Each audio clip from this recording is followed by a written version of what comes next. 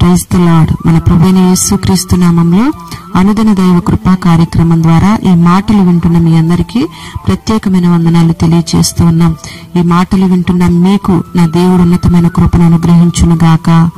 ఆమేన్. పరిశుద్ధ గ్రంథంలోంచి రాజుల మొదటి గ్రంథం 17వ అధ్యాయం మొదటి వాక్యాన్ని చదువుకుందాం. ఏలియా అహాబు రాజు వద్దకు వచ్చి, నేను ఇశ్రాయేలీయుల దేవుడైన యెహోవా సన్నిధిని నిలవబడి ఉన్నాను. ఆ యెహోవా జీవము తోడు నా మాట ప్రకారము గాక మంచైనను వర్షమైనను పడదని ప్రకటించెను. Praise the lord.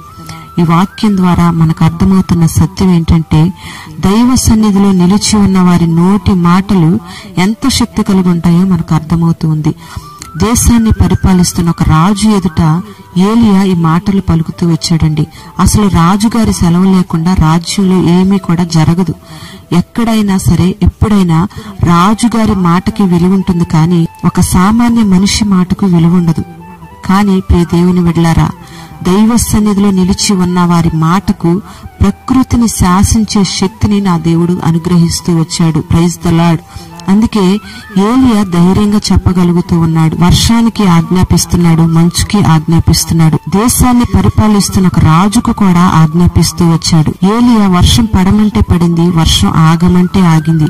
ఇదంతా ఎలా సాధ్యమైంది అంటే, ఏలియా దైవ సన్నిధిలో నిలిచి ఉండి దైవశక్తిని పొందుకోవడం ద్వారా ఏలియా నోటి మాటకు అంత శక్తిని నా దేవుడు అనుగ్రహిస్తూ వచ్చాడు. Praise the Lord. దైవజనుడైన ఏలియాకు పరిచర్య చేసిన ఎలీషా కూడా అంటాడు, నేను ఎవని సన్నిధిని నిలవబడి ఉన్నానో ఆ యెహోవా జీవము తోడు అని. చూడండి, ఏలియా వలె ఎలీషా కూడా దేవుని సన్నిధిలో నిలిచి ఉండే ఆ శక్తిని అనుభవిస్తూ వచ్చాడు.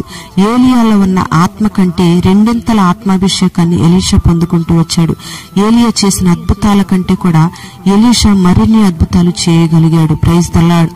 మరి దైవ సన్నిధిలో నిలిచిన యెహోషువను కూడా మనం గమనిస్తే, యెహోషువ కూడా ప్రకృతిని శాసించగలిగిన శక్తిని పొందుకున్నాడు. సూర్యచంద్రులను నిలవమని ఆజ్ఞాపిస్తే యెహోషువ చెప్పినట్లుగానే అవి నిలవమన్న చోట్ల నిలిచాయి. ప్రియ దేవుని బిడ్డలారా, అనేక మంది దైవ సేవకుల నోటి మాటలలో దైవశక్తి ప్రత్యక్షమవుతూ వచ్చింది.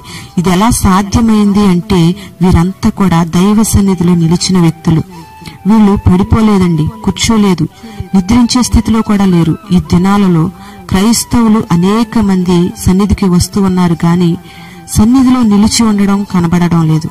సన్నిధిలో నిలిచి ఉండే ఆ శక్తిని కోల్పోతూ ఉన్నారు. ఏదైనా ఒక రోగం వస్తే ఆ రోగాన్ని బట్టి భయపడిపోతూ సతికల పడిపోతూ ఉన్నారు. సంఘంలో దైవజనుడి నోటి వెంట ఒక హెచ్చరిక బోధ వస్తే విశ్వాసంలో పడిపోతున్నారు, సంఘంలోంచి పడిపోతూ ఉన్నారు. సాతాను అనేక రకాలుగా శోధిస్తూ కుటుంబాలను పాడు చేయాలని, సంఘాలను పాడు చేయాలని, సమాధానాన్ని పాడు చేయాలని, కుటుంబాలలో ఉన్న ఐక్యతను, ప్రేమను పాడు చేయాలని, సమాజాన్ని పాడు చేయాలని చూస్తూ ఉంటే, వాడిని ఎదిరించకుండా అనేక మంది క్రైస్తవులు వాడికి లోబడిపోతూ ఉన్నారు.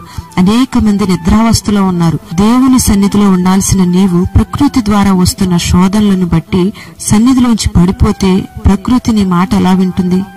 సమస్యలు నీకు ఎలా లోబడతాయి? నీ మాటకు ఎలా శక్తి కలుగుతుంది? మరి నువ్వు చెప్పగలుగుతున్నావా దేవుని సన్నిధిలో నేను నిలిచి ఉన్నాను అని? మరి మాటలు విన్న తర్వాత అయినా నువ్వు ఒక తీర్మానంతో దేవుని సన్నిధిలో నీవు నిలవగలిగితే, నా దేవుడు నీ నోటిని శక్తితో నింపబోతూ ఉన్నాడు. ప్రకృతిని శాసించగలిగిన శక్తిని నా దేవుడు నీ నోటి మాటకు ఇవ్వబోతూ ఉన్నాడు.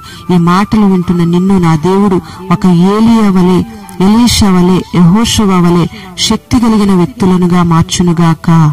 ఆమేన్. ప్రార్థన. పరిశుద్ధుడు అయిన తండ్రి, నీకు వందనాలు చెల్లిస్తూ ఉన్నాం. దైవ సన్నిధిలో నిలిచిన నీ సేవకుల నోటి మాటకు ప్రకృతిని శాసించే శక్తిని మీరు అనుగ్రహిస్తూ వచ్చారు.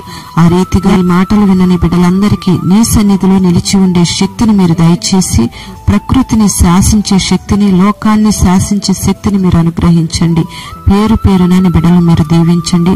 సమస్యలన్నిటినీ నీ బిడ్డలు జయించగలిగిన ఓ గొప్ప అభిషేకాన్ని మీరు కలుగు చేసి, నీ సన్నిధిలో నీ బిడ్డలను నిలబెట్టి, స్థిరపరిచి, బలపరిచి, నీ సన్నిధిలో ఉన్న శక్తి చేత నడిపించి, మహిమ, ఘనత, ప్రభావాలు మీరు పొందుకొనమని నజరేయుడైన యేసు నామములో అడుగుచున్నాము తండ్రి. ఆమేన్.